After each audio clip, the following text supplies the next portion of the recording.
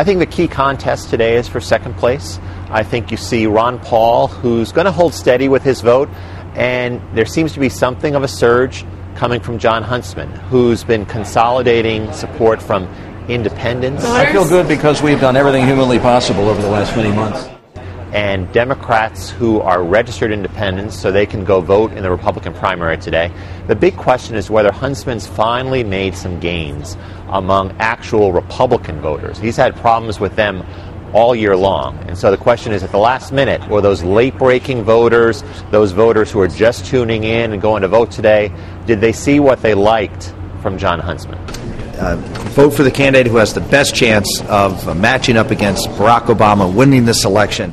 I think my sense is that Newt Gingrich and Rick Santorum have wound up fighting off to a stalemate. I think they're both drawing from similar constituencies, that is, very conservative voters who don't really like Mitt Romney, would like an alternative.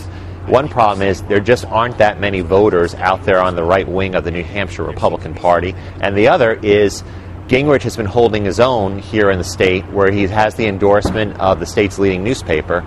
And so he and Santorum had basically held a standoff, and they might both get in the low teens, maybe 10%, but it doesn't look as if one of them is going to have a big run.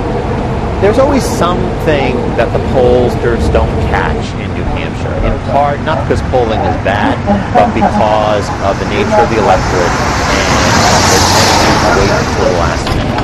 And so I think there's that possibility for someone to I think Jon Huntsman is a real possibility, and I think maybe less of a possibility from, say, Gingrich or from Santorum. But I think Huntsman's the one to watch, where he might get some of those moderate Republicans. I think Mitt Romney, I don't know if he surprises today, in the sense that he probably gets about what he got all year long in the polls, which is somewhere in the vicinity between 35 and 40%.